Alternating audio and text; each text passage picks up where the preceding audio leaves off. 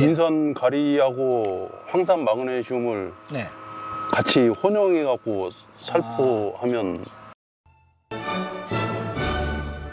그렇게 하면 이제 문제가 발생을 하죠. 우리가 양액 비료를 조성할 때 A 탱크, B 탱크 따로 비료 탱크가 2개가 있거든요. 비료 탱크를 이제 2개 만든 이유가 물론 이제 아까 이제 칼슘이라는 부분이 가장 중요한 작용을 하기 때문에 인산칼슘과 황산칼슘 보통 이제 인하고 네. 칼슘하고 또 황하고 칼슘하고 서로 붙게 되면 서로 이제 응고가 돼서 작물이 흡수할 수 없는 조건. 근데 어쨌든 이제 조금 전에 이제 황산 마그네슘하고 어떻게 보면 이제 인산가리하고는 이제 그런 부분은 없지만 어떻든 비료의 농도가 올라가죠. 이게 농도가 올라가기 때문에 어떻게 보면 이제 우려스러운 측면이 많아요. 농가 입장에서는 한 번에 그냥 2가지를 하면 좋겠다 이런 생각할 수 있겠지만 모든 것이 과하면 문제가 되기 때문에 보통 우리가 10일 간격으로 보통 약제 살포를 하시잖아요. 장마철에 어떤 분은 이제 7일 간격 살포하신 분도 계시고 한데 그냥 그때그때마다 별도로 따로 공급하시는 게 더 바람직하지 않나. 그래서 반드시 이런 연면12 살포 농도 이런 분들을 준수하시고 또 너무 많은 약제와 혼합하는 것도 그리고 또 거기에다가 또 다른 영양제를 조금 전에 질문하셨는데 다른 게 좋다고 또 거기에 또 추가적으로 또 여러 가지 양분들을 막 또 섞어서 또 혼합을 하시거든요.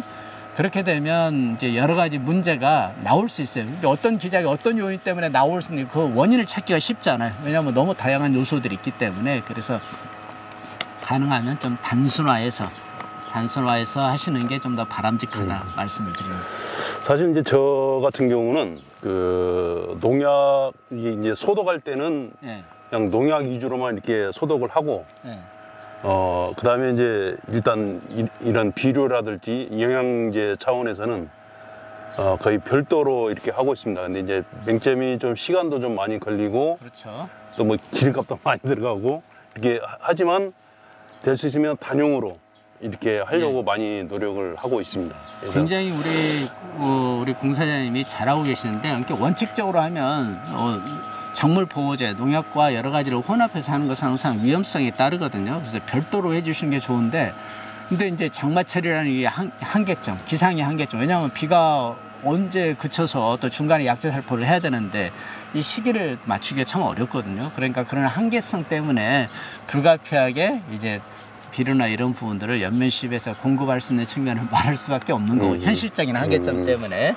그리고 이제 또 한 가지는 이제 장마철 때 우리 SS기에 보통 1톤짜리 많이 쓰시는데 여기는 그래도 두둑이 이제 잘 조성이 돼 있고 열간이 또 이제 충분한 거리가 돼 있기 때문에 상관이 없는데 SS기가 자주 다니다 보면 토양의 물리성이 안 좋아져요. 왜냐하면 이제 비가 와 있는 조건에서 벌써 여기도 보시면 바닥에 SS기 바퀴 자국이 이렇게 선명하게 나와 있잖아요. 그러니까 이제 계속 기계가 이렇게 이제 다니다 보면 이게 물기를 막는 역할. 그래서 어떻게 보면 열간이 넓어져야 되는 이유 중에 한 가지가 기계나 여러 농작업이 이렇게 되다 보면 이게 이제 물기를 차단하는 역할을 하다 보니까 토양이 여러 가지 좋아지지 않는 부분들, 문제점들이 발생을 하죠. 우리 너무 잘하고 계시는데 근데 현실적인 부분들을 우리가 고려해야 되기 때문에 그래서 비가 오는 조건에서 따로따로 하면 좋긴 하겠지만 그런 것까지 하기에는 우리가 현실적으로 어려움이 많죠. 그래서 같이 혼용을 할 수밖에 없는 한계점, 우리나라 기후적인 특성. 그렇지만 어떻든 우리가 주의해야 될 부분은 아무리 좋은 것이라 할지라도 농도를 진하게 하면 오히려 역효과가 나올 수 있고 또 다양한 뭐 농약들, 살충제, 살균제 뭐 여러 가지 또 혼용하다 보면 항상 약해 우려가 상존하니까 그런 부분들 주의하셔가지고 사용하시면 고품질 우리 복숭아를 생산하는데 많은 도움이 되지 않을까 하는 생각이 듭니다. 예, 알겠습니다.